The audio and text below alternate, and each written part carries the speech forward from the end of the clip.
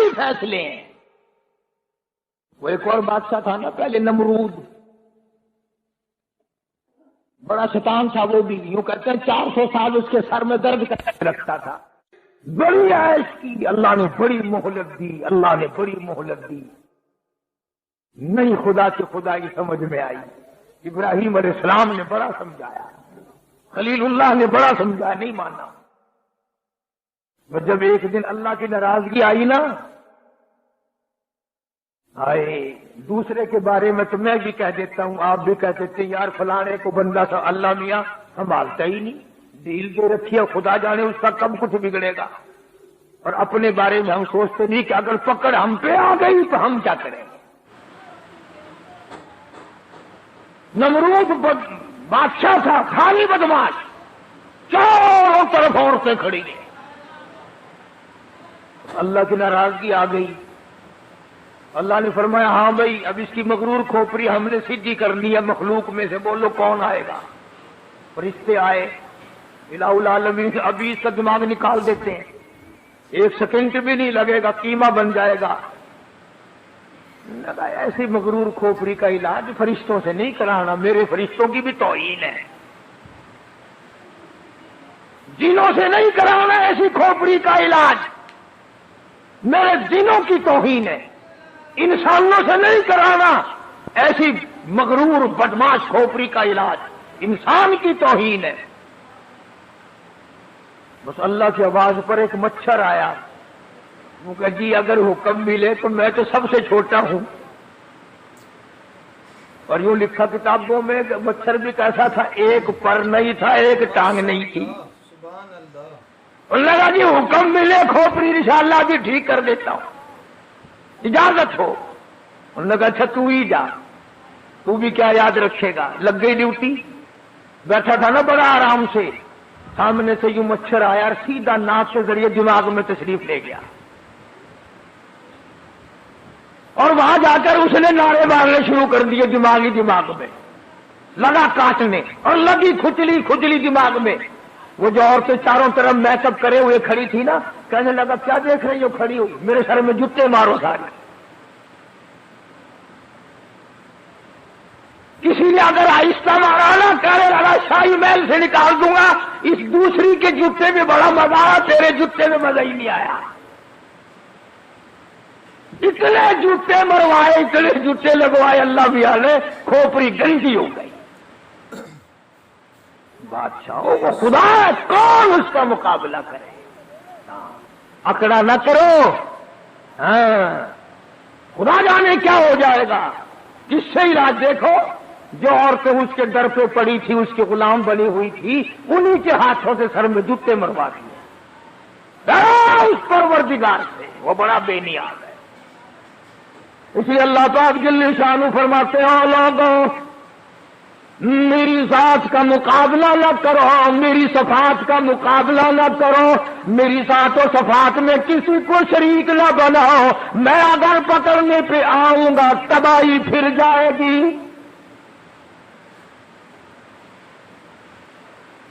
اب رہا گیا اپنے کعبے کو بنانے آیا تھا، سب کچھ کھو بیٹھا. عرض کرنے کا مقصد یہ تھا کہ محمد عربی صلی اللہ علیہ وسلم ہمارے لیے رحمت بن کر آئے، ہمارے لیے کرم بن کر آئے، رؤوف بن کر آئے، رحوم بن کر آئے، رحیم بن کر آئے، مہربانیوں والا نبی بن کر آئے، شافی کوثر بن کر، شافی معشر بن کر آئے، شافی کوثر بن کر آئے، شفیع المذنبین بن کر آئے. محمد عربی صلی اللہ علیہ وسلم امت والے قرآن والے بن کر آئے. ارے سوچنے والی بات تو یہ ہے کہ نبی نے ہمیں قرآن دیا اور ہم نبی کے یہاں نبی کے دروازے پہ نبی کے حضور میں ہر وقت بدماشیاں پیش کریں. جامع ترمذی کی حدیث ہے کہ ہر پیر کے دن اور ہر جمعرات کے دن ہر امتی کا نامہ اعمال آقا کے سامنے پیش کیا جاتا ہے.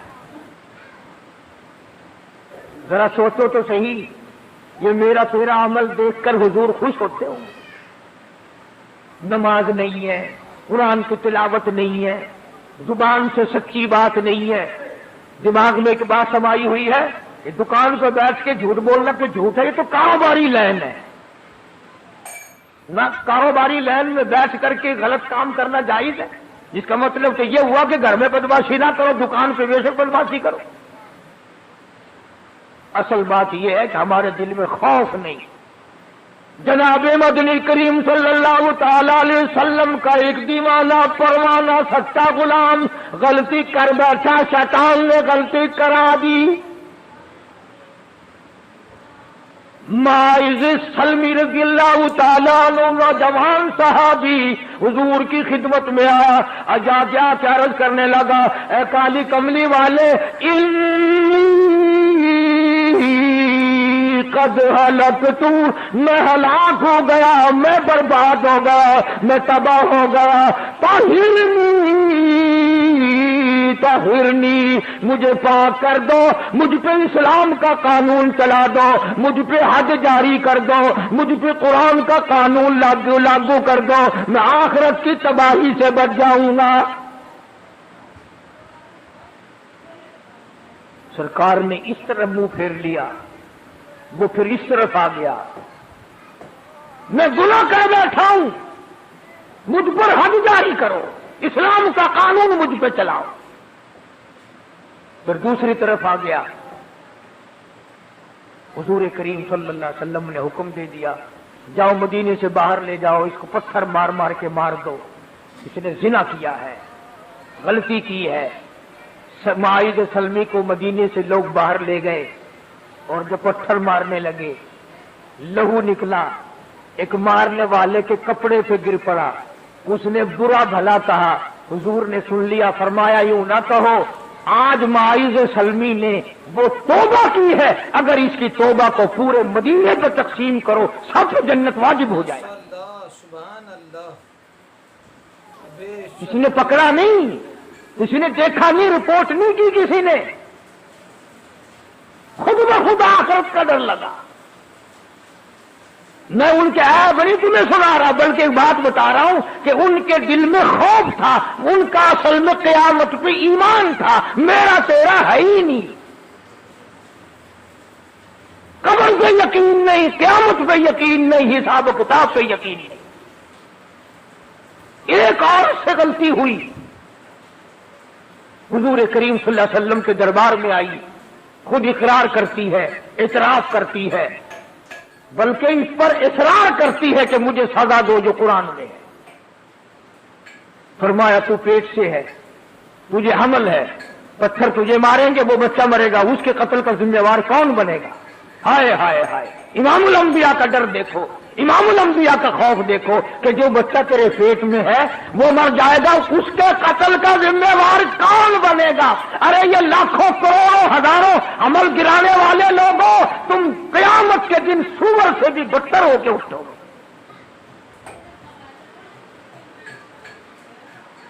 تم اس کو قتل نہیں سمجھتے؟ نبی پاک صلی اللہ علیہ وسلم نے فرمایا اس کے قتل کا ذمہ دار کون بنے گا؟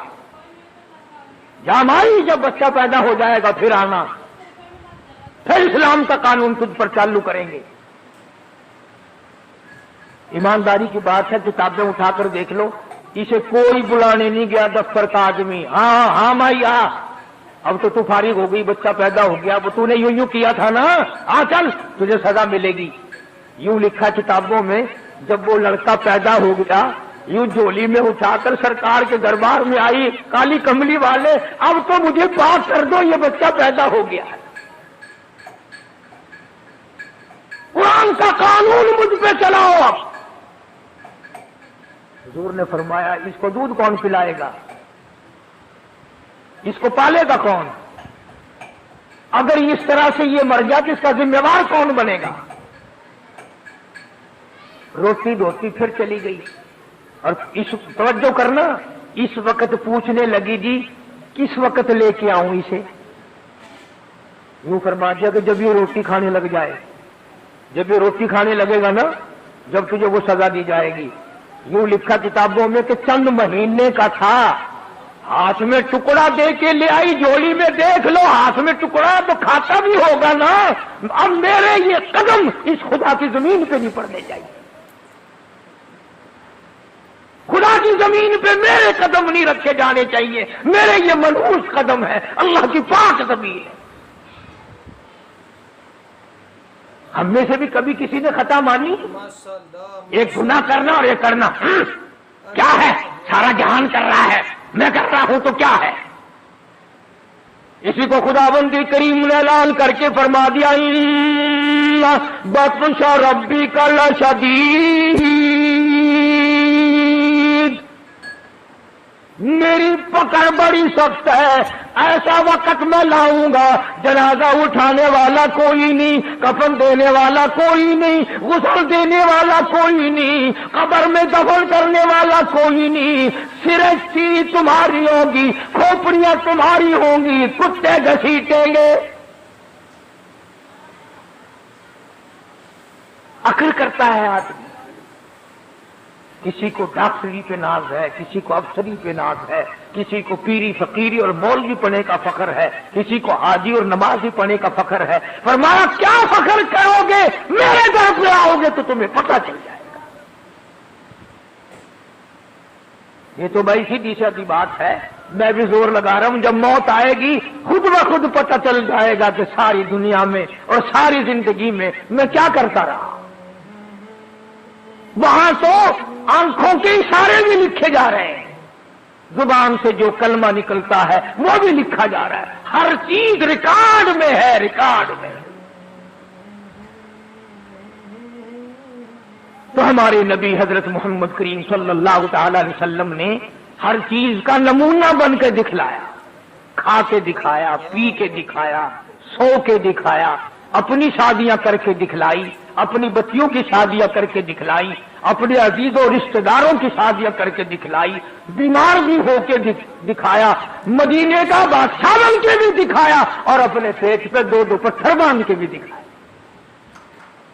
ایک ایک وقت میں ایک ایک بکری کی ران بھی کھا کے دکھائی، اور کئی کئی وقت میں درختوں کے پتے چبا کر الحمدللہ پڑھ کے بھی دکھایا۔ جناب عائشہ صدیقہ رضی اللہ تعالی عنہا فرماتی ہیں کہ کئی مرتبہ ایسا ہوتا تھا، مہینوں مہینوں ایک کھجور کا دانہ اور ایک پانی کا پیالہ، پانی بھی مول ملتا تھا، اندازہ لگائے ایک پانی کا پیالہ، پانی بھی رج کے نہیں، اور ایک کھجور کا دانہ۔ تو کسی نے حضرت عائشہ صدیقہ رضی اللہ تعالی عنہا سے پوچھا کہ اماں کیسے وقت گزرتا تھا؟ تو رونے لگی اور فرمایا بیٹی اس پیالے کی بھی اس وقت قدر ہوئی کہ وہ بھی نہ ملا۔ تو محبوب کائنات صلی اللہ علیہ وسلم نے جنگوں میں فتح کر کے بھی دکھلائی۔ جنگ بدر کے فاتح کو دیکھو، اگر کسی نے شکست دیکھ لی ہو تو احد کے میدان میں پیغمبر کے چچا کے 11 ٹکڑے اٹھاتے ہوئے کو دیکھو۔ اگر تمہاری بیٹی ہے، تمہیں اس کے ساتھ نباہ کرنا پڑ رہا ہے، تو تم فاطمہ کے ابا کو دیکھو کہ وہ کیا کرتا ہے۔ اگر عمر میں تیری بیوی چھوٹی ہے، اس کے ساتھ تجھے زندگی بسر کرنی پڑ رہی ہے، تو تو عائشہ صدیقہ کے شوہر کو دیکھ کہ عائشہ صدیقہ کی عمر 6 سال ہے اور سرکار دو عالم صلی اللہ علیہ وسلم کی عمر 52 سال ہے۔ اور اگر تیری بیوی عمر میں تجھ سے بڑی ہے، اس سے گزارا کرنا پڑ رہا ہے، تو سیدہ خدیجہ رضی اللہ تعالی عنہا کے خامن کو دیکھ کہ حضور کریم صلی اللہ علیہ وسلم کی عمر مبارک 21 یا 25 برس ہے اور حضرت خدیجہ کی عمر 45 سال ہے۔ Subscribe to my channel. اگر تمہیں نواسے کے ساتھ نباہ کرنا پڑ رہا ہے، حسین کے نانا کو دیکھ۔ اگر تجھے اپنے داماد کے ساتھ نباہ کرنا پڑتا ہے، علی مرتضیٰ اور عثمان کے سسر کو دیکھ۔ اور اگر تجھے اپنے سورے کے ساتھ نباہ کرنا پڑتا ہے تو پیغمبر خدا صلی اللہ تعالی علیہ وسلم کے ابو بکر صدیق سسر کو دیکھ۔ کون سی چیز ہے جو میرے آقا کی سیرت میں تجھے نہیں ملتی؟ اپنی زندگی میں انقلاب لاؤ، سچ اختیار کرو، شرافت اختیار کرو، عبادت اختیار کرو، ظلم سے باز آؤ۔ حدیث پاک میں آتا ہے کہ بعضی مرتبہ آدمی ایسا ظلم کر بیٹھتا ہے کہ اس ظلم کو اگر زمین پہ ڈال دو تو زمین میں آگ لگ جائے، سمندر میں ڈال دو سمندر میں آگ لگ جائے۔ یہ سارا جہان ناپائیدار ہے، بے وفا ہے۔ اسی کو شیخ سعدی رحمت اللہ علیہ کیا عجیب نقل کرتا ہے، کہتا کہ یکی بر حسیرو یکی بر سریر، یکی در پلاسو یکی در حریر۔ کہتا یہ تو مقدری سودے ہیں، ایک بوری میں لپٹا بیٹھا ہے اور ایک مخمل اور تختے شہنشاہی پہ بیٹھا ہے۔ یکی باجدارو یکی تاجدار، یکی باجدارو یکی تاجدار، یکی سرفراز ہو یکی خاکسار۔ ایک کے سر پہ تاج ہے اور ایک کے سر پہ کپڑا بھی نہیں، تھر تھر تھر تھر سردی میں کرتا پھرتا ہے۔ اللہ پاک نے الگ الگ مقدر بنائے۔ فرمایا یکی را شب و روز مصحب دست، یکی را شب و روز مصحب دست، یکی خوبتا در کنج میں خانہ مست۔ کہتا ایک ایسا مقدروں والا ہے، ہر وقت اس کے ہاتھ میں اللہ کا قرآن ہے، اور ایک ایسا ہے شراب خانے میں سے میت نکل رہی ہے، کنجر خانے میں سے موت نکل رہی ہے۔ ایک ایسا نصیبے والا ادھر دم نکلا ادھر قرآن زبان پہ تھا، اور ایک ایسا مقدروں کا مارا ہوا کنجری کی گود میں موت آ رہی۔ تو ہمارے نبی حضرت محمد رسول اللہ صلی اللہ تعالی علیہ وسلم نے ہمیں پوری زندگی دی، ساری زندگی کا طریقہ کار بتا دیا۔ یہ بات نہیں ہے کہ تم نے اختیار کر رکھی ہے کہ غزلیں گاؤ، پتاشے کھاؤ اور جنت میں چلے جاؤ۔ اگر پتاشے چاپ کر جنت میں جاتے تو بلال کا چمڑا نہ ادھیڑا جاتا۔ ہاں، چار عورتوں نے چار مردوں نے مل کر غزلیں گائی اور مٹھائی کھائی اور جا کے سو گئے، صبح کی نماز بھی نہیں۔ دوستو جنت اگر اتنی سستی ہوتی سیدہ زنیرہ کی آنکھیں نہ نکالی جاتی، ابو فقیہہ کی پسلیاں نہ توڑی جاتی، لبینہ کا چمڑا نہ ادھیڑا جاتا، بے شمار صحابہ کرام کا قیمہ نہ بنتا۔ دنیا کی بات کہی مجذوب نے فیصلہ کر دیا۔ مجذوب کہتا کہ واہ غفلت یہ تیری ہستی نہیں، واہ غفلت یہ تیری ہستی نہیں، دیکھ جنت اس قدر سستی نہیں۔ واہ غفلت یہ تیری ہستی نہیں، دیکھ جنت اس قدر سستی نہیں، اور راہ گزر دنیا ہے بستی نہیں، راہ گزر دنیا ہے بستی نہیں، ہوش کر کچھ جائے مستی نہیں۔ عقل کر، دماغ لڑا، مخول تو نہیں۔ اس لیے قرآن کریم نے اعلان کر دیا اولئک الذین کفروا بآیات ربہم ولقائہ فحبطت اعمالہم فلا نقیم لہم یوم القیامت وزنا۔ او میرے بندے، بدیوں کا پلڑا بھر کے لا، نیکیوں والے میں آئی کچھ نہیں تو لو کیا؟ بھی تول تو جب ہی لگے گا نا جب دونوں پلڑوں میں کچھ وزن ہوگا، ایک پلڑے میں جب کچھ ہے ہی نہیں تو لو کیا؟ یوم القیامت وزنا، وزن کس بات کا کرو؟ تو دوستو امام الانبیاء محبوب کبریا حضرت محمد مصطفیٰ صلی اللہ تعالی علیہ وسلم کی ذات اقدس کی تابعداری کا وقت ہے، اور خدا جانے میری تیری کس کی قبر تیار ہے۔ حدیث پاک میں یوں آتا ہے کہ بسا اوقات آدمی بنگلہ کوٹھی مکان بناتا ہے، حضور نے فرمایا سب کا جو صلی اللہ، بسا اوقات آدمی اپنی ساری پونجی لگا دیتا ہے مکان پہ، لیکن حضور فرماتے ہیں کہ اللہ نے یوں فرمایا کہ اس غریب کو یہ پتا بھی نہیں کہ اس محل میں ایک رات بھی سونا نصیب نہیں ہے، ایک رات بھی اس مکان میں بسیرا نصیب نہیں، موت آ جائے گی۔ اور ارشاد فرمایا محمد عربی صلی اللہ علیہ وسلم نے کہ بسا اوقات آدمی سیرا باندھ کے چلتا ہے، شادی کی تیاری ہے، خوشی ہے، ناچ رہا ہے، خوشیوں میں پھولا نہیں سماتا، لیکن اس غریب کو یہ پتا بھی نہیں کہ جس دلہن کو لینے چلا ہوں ہاتھ لگانا بھی نصیب نہیں ہوگا، کیا پتا اسے۔ بڑی عجیب بات فرمائی محمد عربی صلی اللہ علیہ وسلم نے، فرمایا دو چیزوں کی ضمانت تم دے دو، لکھ کے لے جاؤ، دل کی تختی پہ کام آنے والی بات ہے، اگر عمل کرو گے انشاءاللہ قبروں میں دعائیں دو گے۔ فرمایا دو چیزوں کی ضمانت تم دے دو، جنت الفردوس کا ضامن میں محمد رسول اللہ بنتا ہوں، اور جس کا ضامن کالی کملی والا بن جائے اسے کیا چاہیے۔ فرمایا دو چیزوں کی ضمانت دو، ایک یہ جو تمہارے منہ میں ہے زبان، اس کی ضمانت دو کہ اس کو اللہ اور اس کے رسول کے حکم کے خلاف نہیں چلاؤ گے، اور ایک جو تمہاری نفسانی خواہشات کی جگہ بنائی ہے اسے غلط استعمال نہیں کرو گے۔ فرمایا دو چیزوں کی ضمانت تم دے دو، جنت کا ضامن میں ہوں۔ اب حضور صلی اللہ علیہ وسلم نے ضمانت تو دے دی، ہم ضمانت کیسے دیں، ہم ضمانت کہاں سے لائیں؟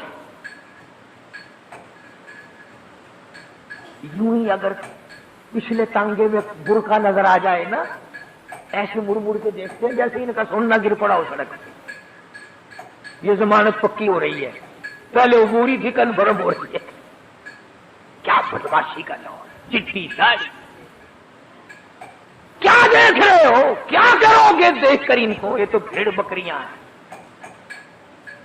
اسی لیے خدا سے قرآن نے فیصلہ کر دیا کہ جب لوگ بدماش ہو جائیں گے، دل حرام سوچے گا، آنکھ حرام دیکھے گی، ہاتھ حرام چلے گا، کان حرام سنیں گے، اللہ فرماتے ہیں پھر میں بھی ٹھوک کے فیصلے کروں گا، پھر ٹھوک کا فیصلہ آئے گا۔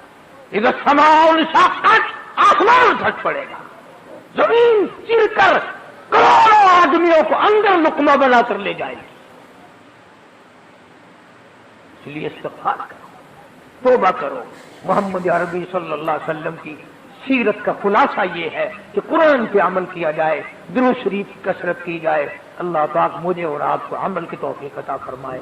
وآخر دعوانا الحمدللہ رب العالمین۔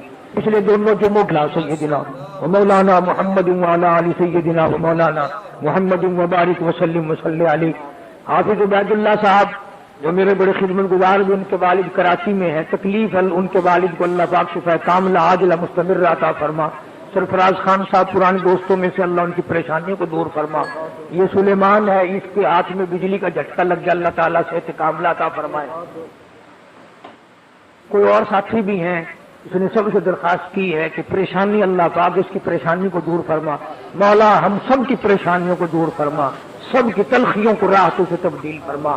یا اللہ سب مسلمان بیماروں کو شفا عطا فرما، ساری مخلوق پہ کرم فرما۔ مولا جس طرح کی بھی پریشانی ہے، تیرے خزانے میں کوئی کمی نہیں، ہم سب پہ کرم فرما دے، ہم سب کی جھولیاں بھر دے۔ مولا ہم سب کا قبر حشر اچھا فرما دے، موت اچھی فرما دے۔ یا اللہ کاروباری حال، فصل کا، رزق کا حال اچھا کر دے، سب کے کاروبار میں، روز رزق میں برکت عطا فرما۔ مدرسے اور مسجد کے اور میرے خدمت گزار دور کے نزدیک کے جتنے ہیں، یا اللہ دو جہان میں رنگ دے، یا اللہ ان کو اتنا دے کہ وہ سنبھال نہ سکے۔ پروردگار عالم ہم سب کی اولاد کو نیک اور نمازی بنا، بے اولاد کو اولاد عطا فرما۔ کئی ساتھی ہیں ملک میں، بچیاں ہیں، وہ بیٹوں کے متعلق ترستے ہیں، یا اللہ ان کی جھولیاں بھر دے، یا اللہ ان کی تمناؤں کو پورا فرما دے، قرض دار کے ذمے سے قرض اتار دے۔ یا اللہ ہم سب کی دو جہان کی پریشانیوں کو دور فرما۔ یا اللہ کامیابی اور کامرانی عطا فرما، کلمہ اور ایمان والی موت عطا فرما۔ اے اللہ ہم سب کے ماں باپ کی بخشش فرما، آباء و اجداد کی مغفرت فرما، ساتھیوں اور رشتہ داروں اور عزیز و اقربا کی مغفرت فرما۔ مالک کائنات ہم سب پر فضل فرما، سارے پاکستان پہ فضل فرما، سارے عالم اسلام پہ فضل فرما، ساری امت پہ اپنی کریمی فرما۔ الہی ہمیں توفیق عطا فرما کہ تیرے حبیب حضرت محمد کریم صلی اللہ علیہ وسلم کی غلامی نصیب ہو جائے، اطاعت نصیب ہو جائے، نبی کی سنتوں کو زندہ کرنا ہم سب کو نصیب ہو جائے۔ ماشاء اللہ، سبحان اللہ۔ تو دوستو بہت ہی خوبصورت بیان تھا، بہت ہی پیارا بیان تھا، بہت ہی اچھا بیان تھا۔ بیان فرما رہے تھے حضرت مولانا قاری حنیف ملتانی صاحب اپنی خوبصورت آواز اور خوبصورت انداز کے ساتھ۔ اللہ تعالیٰ حضرت کی مغفرت فرمائے، آمین۔ تو ہے دوستوں، ملتے ہیں۔ اگر آپ کو ہمارا بیان اچھا لگا تو ہمارے اس ویڈیو کو لائک اور چینل کو سبسکرائب ضرور کریں، اور اپنے دوستوں اور رشتہ داروں میں ایک بار شیئر ضرور کریں، اور ہمیں کمنٹ کر کے بتائیں کہ آپ کو ہمارے بیان کیسا لگا، اور کمنٹ میں ماشاءاللہ اور اللہ اکبر ضرور لکھیں۔ تو ہے دوستوں، کل پھر ملتے ہیں ایک نئے بیان کے ساتھ، تب تک کے لیے آپ سبھی کو اللہ حافظ۔ السلام علیکم ورحمۃ اللہ وبرکاتہ۔